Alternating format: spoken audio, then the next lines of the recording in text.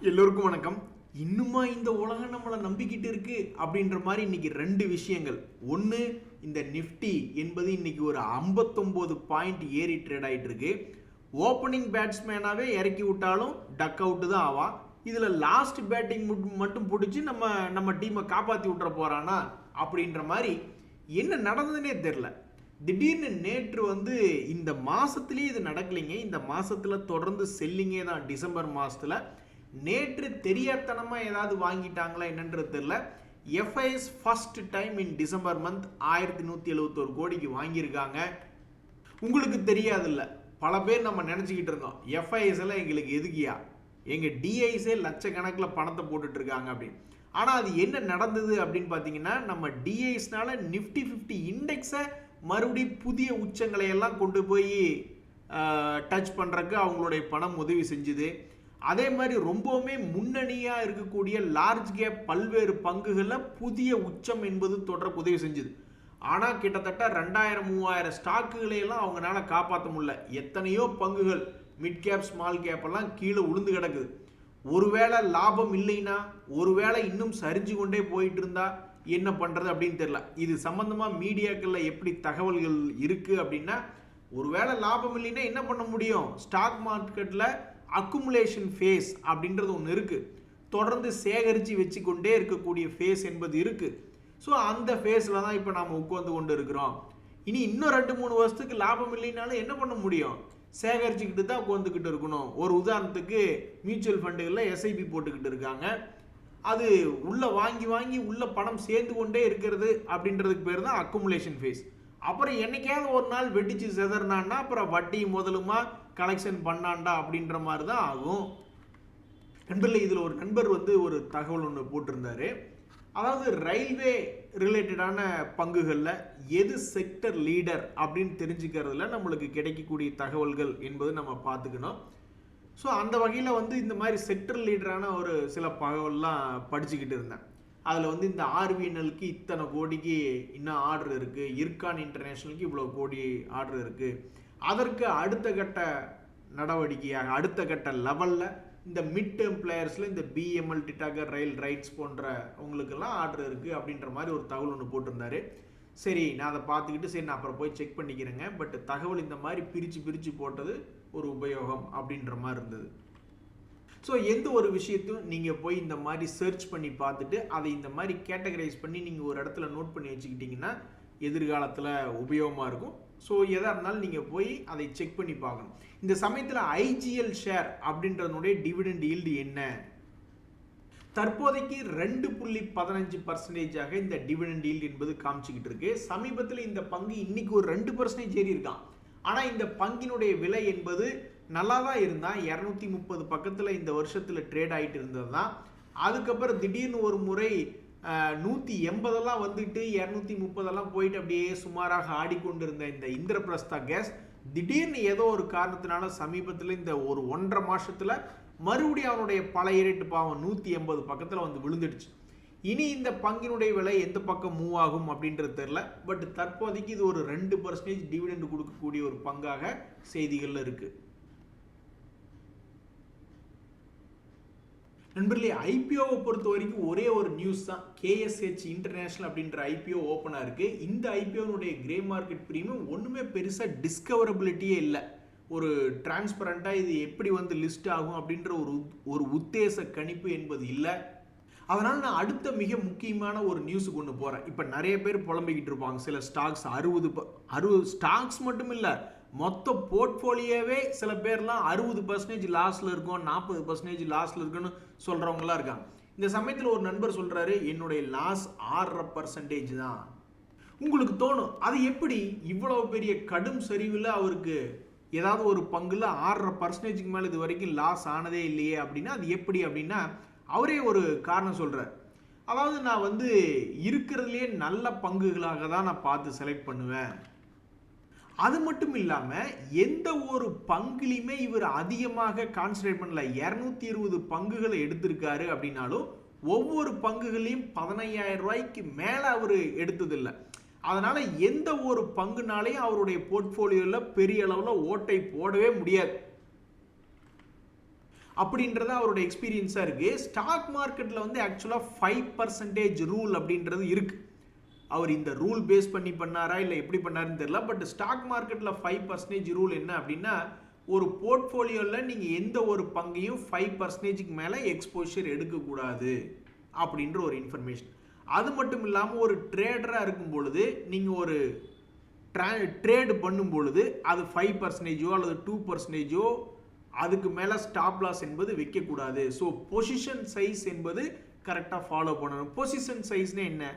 அதாவது உங்களுக்கு மொத்தமாக வந்து 1,00,000 ரூபாயில் வந்து 2% தான் லாஸ் வைக்கணும் ஒரு ட்ரேட் அப்படின்னா என்ன அர்த்தம்? மொத்தம் 2,000 ரூபா ஆச்சு. 2,000 ரூபாய்க்கு மேலே லாஸ் பண்ணக்கூடாது அப்படின்னு நினைக்கும் பொழுது அது 100 ரூபாய்க்கு வாங்குறீங்க, கீழே எந்த ரேட்டு போனால் விற்று விட்டுறணும் அப்படின்னு நீங்கள் நினைக்கிறீங்க அப்படின்னா 90 ரூபாய்க்கு கீழே போனால் எங்களால் தாங்க முடியாது, அல்லது 100 ரூபாயிலிருந்து 98 ரூபாய்க்கு கீழே போனால் எங்களால் தாங்க முடியாது அப்படின்னு நினைக்கும் பொழுது அந்த டிஸ்டன்ஸ் 100 ரூபாய்க்கு 98 ரூபாய்க்கு எவ்வளோ டிஸ்டன்ஸ் இருக்கோ அதை வந்து இந்த மாதிரி ஒரு ஃபார்முலா போட்டு தான் இந்த பொசிஷன் சைஸ் அப்படின்றத கண்டுபிடிக்கிறாங்க. ஸோ ஒரு தியரிட்டிக்கலாக இருக்கக்கூடிய ஒரு விஷயத்தை ப்ராக்டிக்கலாக ஒரு நண்பர் எப்படி கொண்டு வந்திருக்காரு அப்படின்றதான் இந்த கமெண்டினுடைய ஒரு விஷயம். இதில் இன்னொரு நண்பர் ஒரு தகவல் சொல்கிறார், அட டெய்லி எப்படி நம்ம டீ குடிக்கிறதுக்கு அப்படி இப்படின்னு போகிறோம், அப்போ திடீர்னு டீ குடிக்கிறது ஹெல்த்தி இல்லை, அதுக்கு பொதுவாக அந்த பணத்தை சேமிக்கணும் அப்படின்னு நினைக்கும்போது ஸ்டாக் மார்க்கெட்டில் 25 ரூபாய்ன்னு எங்கே போய் தேடிக்கிட்டு இருக்கிறது அப்படின்ற சமயத்தில் தான் இந்த மாதிரி மைக்ரோ எஸ்ஐபி போன்ற விஷயங்கள்லாம் இருக்குது நாட்டில் அப்படின்ற மாதிரி சொல்லியிருந்தாப்புல. இன்னொரு நண்பர் ஒரு சுவாரஸ்யமான கமெண்ட் போட்டிருந்தார், அடுத்த வருஷம் ஐஓபிக்கு ஐடியா ஷேருக்கு தான் போட்டியே அப்படின்னாரு. ஏங்க அப்படின்னா 2 பேரும் கடினமாக கீழே இறங்கினவனது தான், அதனால் அடுத்த வருஷமும் இவனு 2 இடத்துக்கு நடுவில் தான் போட்டியே இருக்கும் அப்படின்ற மாதிரி சொல்லிட்டு இருந்தாப்புல. So 2 share price, IOB share price, Idea share price அடுத்தடுத்த வருடங்களில் எப்படி இருக்கும் அப்படின்னு பார்க்கறதுக்கு ரொம்ப சுவாரஸ்யமாக இருக்குது.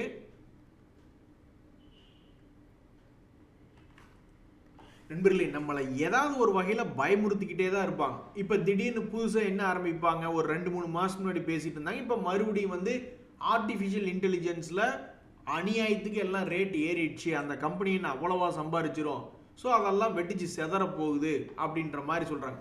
ஒரு விஷயம் மார்க்கெட்டில் என்னென்னா, ஏதாவது ஒரு பங்கு ஏறுது பெரிய அல்லது ஒரு செக்டர் பெரிய லெவலில் ஏறுதுன்னா என்னைக்காவது ஒரு நாள் இறங்கத்தான் போகுது.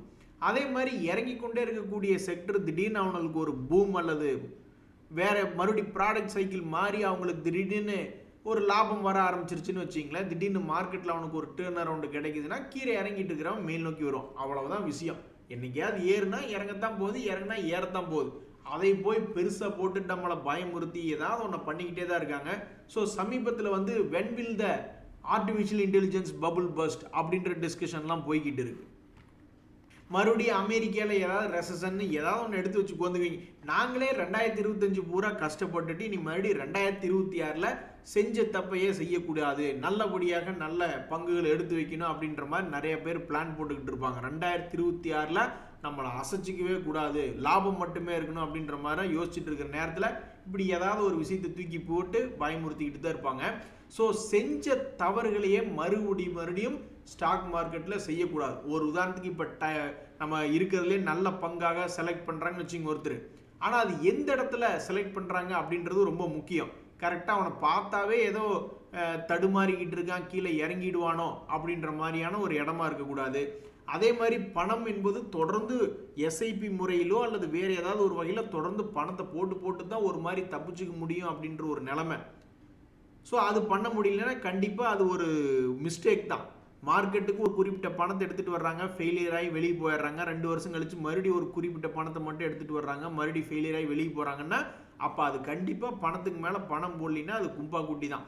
ஏற்கனவே ஒரு நண்பர் சொன்னார் பார்த்தீங்களா, லாஸை நான் கம்மி பண்ணிடுறேன், எந்த ஒரு ஸ்டாக்கும் 6.5% மேலே என் போர்ட்ஃபோலியோவில் லாஸ் பண்ண முடியாது, அல்லது ஸ்டாக் மார்க்கெட்லேயே கட் த லாஸ் வித் 5% அப்படின்ற ஃபார்முலாலாம் இருக்குது. ஒரு உதாரணத்துக்கு டைட்டன் அப்படின்றது ரொம்ப நல்ல பங்கு தான். சமீபத்தில் தங்க மயில் ஏறினதுக்கு அப்புறம் தான் இதுக்கு திடீர்னு ஒரு தங்க மயில் ஏறி காமிச்ச பிறகு தான், அது வரைக்கும் என்ன பண்ணிக்கிட்டு இருந்தான், ஏறுவதும் இறங்குவதும் ஏறுவதும் இறங்குவதுமாகவே கரெக்டாக அந்த டபுள் டாப் அப்படின்ற வந்த சமயத்திலாம் இறங்கிடுச்சு. அதுக்கப்புறம் தங்க மயில் கொடுத்த ஒரு உத்வேகத்தில் தான் இந்த டைட்டன் என்பது கொஞ்சம் கீழிருந்து மேல் நோக்கி ஏறி வந்த பங்காக இருக்கு. இப்படி இருக்கக்கூடிய இந்த நேரத்தில் எல்லாரும் வேண்டி கேட்டுக்கிறது என்ன அப்படின்னு பார்த்தீங்கன்னா, இந்த மாதிரி டபுள் டாப்பாக இருந்துடக்கூடாது, மேலே இருக்கக்கூடிய திருப்பி திருப்பி இவன் வந்து நம்ம ஒரே தப்ப திருப்பி திருப்பி பண்ண வைக்கக்கூடாது. கீழே இறங்கின ஏதாவது ஒரு பங்கு சொல்லுங்க. இதுக்கு முன்னாடி இருந்த ஒரு ஹையை போய் தொட்டுட்டு டிக்சன் ஒரு பங்கு, அது ஒரு ஃபேமஸான பங்கு தான். ஆனால் இப்போ நீங்கள் போய் எடுத்து பார்த்தீங்கன்னு வச்சிங்களேன், அது 52 வீக் லோவில் தான் இருக்குது. ஸோ அப்போ இந்த பங்கு கடந்த ஒரு வருஷத்தில் என்ன பண்ணுச்சுன்னா, தன்னுடைய பழைய ஹையை வந்து மீட்டெடுத்து தொட்ட பின்பே அவன் திடீர்னு கும்பா குட்டியாட்ட. சில பேர் தாண்டி மேலே போகிறவங்க இருக்காங்க.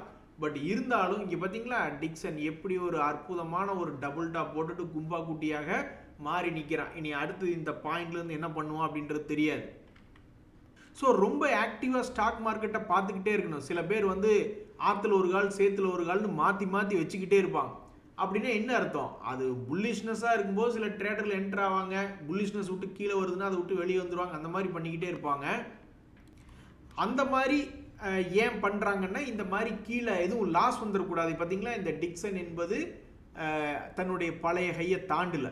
அப்போ கீழே வரும்போது என்ன பண்ணுவாங்க, ஓ இது என்னது ஆபத்து வந்துருமோ அப்படின்ற மாதிரிலாம் யோசிச்சு பார்ப்பாங்க. ஸோ ஸ்டாக் மார்க்கெட்டில் டபுள் டாப் என்பதற்கு ஒரு உதாரணமாக இந்த டிக்சன் டெக்னாலஜிஸ் அப்படின்ற இருக்கு. ஸோ வாங்கினதுக்கப்புறம் ப்ராஃபிட்டில் அவன் வந்ததுக்கப்புறம் மறுபடியும் செஞ்ச தப்பை திருப்பி செய்யக்கூடாது. ஒருத்தர் என்ன சொல்கிறாருன்னா, உங்களுக்கு ஸ்டாக் மார்க்கெட்டில் லாபம்னு வந்துருச்சுன்னா அது எக்காரணத்தை கொண்டு நீங்கள் விட்டுறக்கூடாது.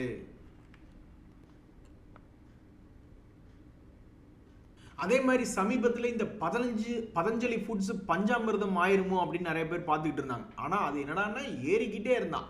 கடைசியில் இப்போ போய் எடுத்து பார்க்கும்போது பஞ்சாமிர்தம் ஆகி கடந்த ஒரு வருடத்தினுடைய லோவில் ட்ரேட் ஆகிட்டு இருக்கு.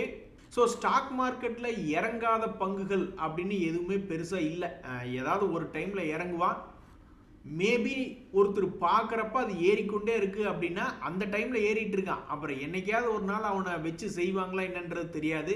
ஆக மொத்தம் கடந்த ஒரு வருடத்தினுடைய லோ ப்ரைஸில் இந்த பதஞ்சலி ஃபுட்ஸ் அப்படின்றது ஏறிக்கொண்டே இருந்த ஒரு பங்கு இன்னைக்கு கீழே பாவம் இறங்கி ட்ரேட் ஆகிட்டு இருக்கு. அதே மாதிரி தான் இந்த யுனைடெட் ஸ்பிரிட்ஸ் அப்படின்ற ஒரு பங்கு. சமீபத்தில் ஏகப்பட்ட பங்குகள் கீழிருந்து கூட்டமாக ஏறிக்கிட்டே இருந்தான். ஒரு லோ ரேட் வந்ததுக்கப்புறம் கீழே நிறைய பங்குகள் தன்னுடைய லோவிலிருந்து மேல் நோக்கி ஏறி வந்துக்கிட்டு இருந்தான்.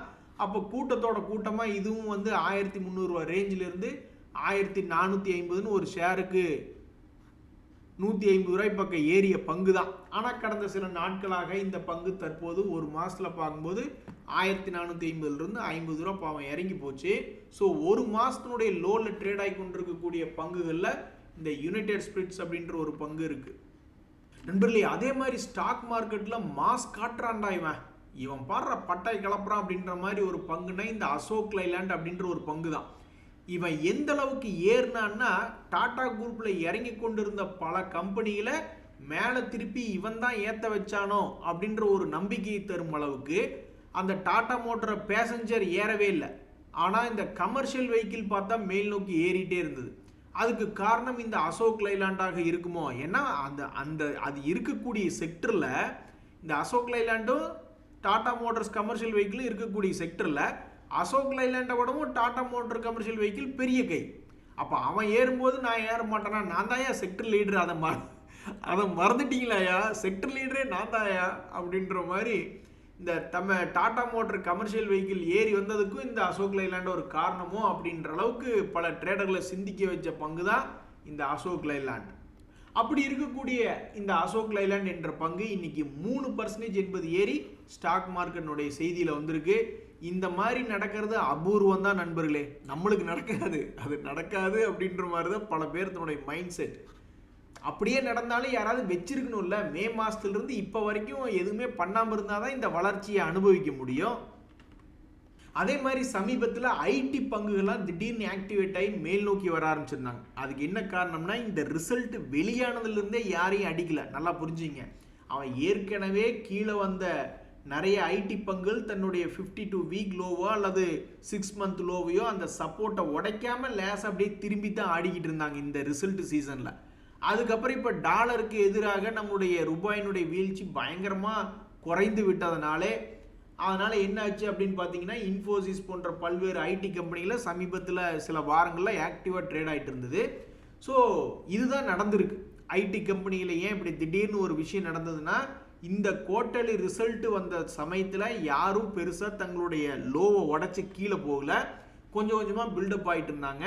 இப்போ மறுபடியும் வந்து டாலருக்கு எதிராக இந்திய ரூபாய் வீக்னஸ் ஆகுது அப்படின்ற ஒரு செய்தி சேர்ந்துக்கிட்டோன்னே நிறைய பங்குகள் ஏறி வந்துருச்சு. அப்படிதான் இந்த இன்ஃபோசிஸ் அப்படின்ற பங்கு இன்னைக்கும் கூட ஒரு 1% பிளஸ்ல ட்ரேட் ஆகிட்டு இருக்கு. சமீபத்தினுடைய லோ 1400, அதிலிருந்து 200 ரூபாய் ஏறி வந்த ஒரு பங்காக இந்த இன்ஃபோசிஸ் இருக்கு. அதே மாதிரி சமீபத்தில் ஷேர் மார்க்கெட்டை அலற விட்ட பங்குகள் அப்படின்ற மாதிரிலாம் எக்ஸாம்பிள் பார்த்தோம்னு வச்சுங்களேன், இந்த இப்கா லேப் அப்படின்ற பங்கு என்ன நினைச்சான்னு தெரியல, திடீர்னு அவன் பாட்டுக்கு லோல இருந்து 1250 இருந்து 1450 ஒரே மாசத்துக்குள்ள ஏறி வந்துட்டான். பட் நான் ஏறி வந்தது மறுபடியும் கும்பா பாடுறதுக்கு தான், நான் ஒரு கோடு போட்டு அதுக்குள்ள வாழ்ந்துகிட்டு இருக்கவன்னு அவனும் ஒரு வருஷமாக இந்த இப்கா லேப் ஒரு குறிப்பிட்ட சந்துக்குள்ளேயே ஆடிக்கிட்டு இருந்தது. அந்த சந்தினுடைய ஹையை தொட்டது இந்த முறையும் கீழே நோக்கி இறங்கிடுச்சு. அதே மாதிரி தான் இந்த ரெயின்போ சில்ட்ரன்ஸ் அப்படின்ற பங்கும், இவனும் இந்த வருஷத்துல ஷேர் மார்க்கெட்டையே மிகப்பெரிய கடும் ஏற்றத்தினால 2 முறை ரொம்ப ஷார்ட் பீரியட்ல இறங்கி ஏறி வேலையை பண்ணிக்கிட்டு இருந்தவன் தான் இந்த ரெயின்போ. அதுக்கப்புறம் அதே இடத்துல விழுந்துட்டான். பட் கடந்த 2 மாசமாக பெருசா மூவ்மெண்ட் என்பது இல்லை. ஸோ இப்படி ஸ்டாக் மார்க்கெட்டையே திடீர்னு தங்களுடைய வளர்ச்சினாலையும் இறக்கத்தினாலையும் அலற விட்ட இந்த 2 பங்குகளும் தற்போது ஒரு 1 month லோ பக்கத்தில் ட்ரேட் ஆகிட்டு இருக்கு. இந்த ரெயின்போ சில்ட்ரன்ஸ் எல்லாம் ஆனால் செக்டர் லீடர் என்பது கிடையாது. அது 255 கோடி, வெறும் 5 கோடி தாங்க லாபம் பண்ணிக்கிட்டு இருந்தாங்க 10 வருஷத்துக்கு முன்னாடி. ஏன்னா அத்தனை நோய் இருக்கு எல்லாத்துக்கும் உடம்புல. இப்போ எனக்கு கை வலி, கால் வலி, அங்கே வலி, இங்கே வலி, எல்லாம் வழியாகவே சுற்றிக்கிட்டு இருக்கோம். ஸோ அதே மாதிரி தான். ஆனால் இது செக்டர் லீடர் கிடையாது. இப்போ மேக்ஸ் ஹெல்த் கேர்லாம் நீங்கள் பார்த்தீங்கன்னா அவங்க 1357 கோடி ஒரு வருஷத்துக்கு வருமானம் பண்ணுறாங்க. இவங்க 255 கோடி தான். அதே மாதிரி அப்பல்லோ ஹாஸ்பிட்டல்லாம் ஒரு வருஷத்துக்கு 1700 கோடி. சந்தேகம் இல்லாமல் அப்பல்லோ ஹாஸ்பிட்டல் தான் நம்பர் 1. ஃபோர்டிஸ் ஹெல்த் கேர் அப்படின்றத எடுத்து பார்த்தாலும் 1000 கோடி. அதாவது இவனுக்கு மேக்ஸ் ஹெல்த் கேருக்கும் ஃபோர்டிஸ் ஹெல்த்துக்கு தான் அதிகமான காம்படிஷன் அப்படின்றது போயிட்டு இருக்கு. ஆனால் அப்பல்லோ அவன் தான் இப்போ செக்டர் லீடராக இருக்கான். எது எப்படியோ தற்போதைக்கு மிகவும் வால்டிலிட்டியாக இருந்த பங்குகளில் சிலது 1 month லோ பக்கத்தில் ட்ரேட் ஆகிட்டு இருக்கு. கிராவிட்டா அப்படின்ற பங்கு அதுவும் சமீபத்தில் எகிரி ஆடிக்கொண்டிருந்த பங்கு ஏன் பம்முகிறார். இந்த பங்கினுடைய ஒரு வருஷம் மூவ்மெண்ட் என்பது உச்சத்தில் இந்த வருஷம் ஸ்டார்ட் ஆகும் பொழுது நல்லா உச்சத்தில் 2500 ரூபா பக்கத்தில் இருந்தது. அதுக்கப்புறம் ஏன்னு தெரியல, இந்த பங்கு இந்த 2025 இன்னும் ஒரே ஒரு முறை மட்டும் பணம் சம்பாரிச்சு கொடுத்துட்டு அப்புறம் லேசாக பம்மிக்கிட்டே இருக்கு. இந்த வருஷத்தினுடைய உச்சம் 2500 இருக்கு. இப்போ இருக்கக்கூடிய விலை என்பது 52 வீக் லோவில் ஏன் பம்மிக்கிட்டு இருக்கு. இப்போ இந்த கிராவிட்டா இந்தியா அப்படின்ற பங்கெல்லாம் ஒரு செக்டர் லீடரா அப்படின்னு பார்த்தீங்கன்னு வச்சிங்களேன், இது 362 கோடி லாபம் பண்ணி கொண்டிருக்கக்கூடிய ஒரு கம்பெனி. இவங்க recycle one of the largest lead producer மட்டும் இல்லை, லீட் ரீசைக்கிளிங் போன்ற பல்வேறு வேலைகளை பண்ணிக்கிட்டு இருக்காங்க. அப்போ இந்த பாண்டி ஆக்சைட்ஸ் அப்படின்றதெல்லாம் நம்ம எடுத்து பார்க்குறோன்னு வச்சிங்களேன், அவங்கள லீட் ரிலேட்டடாக இருக்காங்க. ஆனால் இவங்களுடைய லாபமெல்லாம் வெறும் 96 கோடி தான். ஸோ அப்போ பாண்டி ஆக்சைட்ஸ் கிளியராக இந்த டாப் லீடர் செக்டரில் இல்லை. ஜெயின் ரிசோர்ஸ் ரீசைக்ளிங் அப்படின்றத எடுத்து பார்த்தாலும் இவங்களும் ப்ரொடியூசிங் லீடு, இந்த ஸ்கிராப் மெட்டல் ஸ்கிராப்ஸ் யூஸ் பண்ணக்கூடிய அந்த ரீசைக்ளிங் இண்டஸ்ட்ரியில் தான் இருக்காங்க. இவங்களுடைய லாபம் அதுவும் இன்க்ரீஸ் ஆகி 211 கோடியெல்லாம் பண்ணிக்கிட்டு இருக்காங்க. அப்போ கிராவிட்டாக்கு இவனுங்களுக்கு தான் போட்டியே. அதுலேயும் இந்த கிராவிட்டா தற்போதைக்கு செக்டர் லீடராக தான் இருக்கு. ஆனால் இந்த ஜெயின் ரிசோர்ஸ் அப்படின்ற பங்கு சமீபத்தினுடைய உச்சத்தில் தான் ட்ரேட் ஆகிட்டு இருக்கு. அட பாவி, உன்னை விட்டுட்டு என்னை அடிச்சுட்டானே இல்லையா அப்படின்ற மாதிரி பாவம் கிராவிட்டா இந்தியா அப்படின்ற பங்கு ஒரே ஒரு ரவுண்ட் இந்த வருஷத்தில் போயிட்டு பாவம் அமைதியாக படுத்து கிடக்கு. நன்றி, வணக்கம்.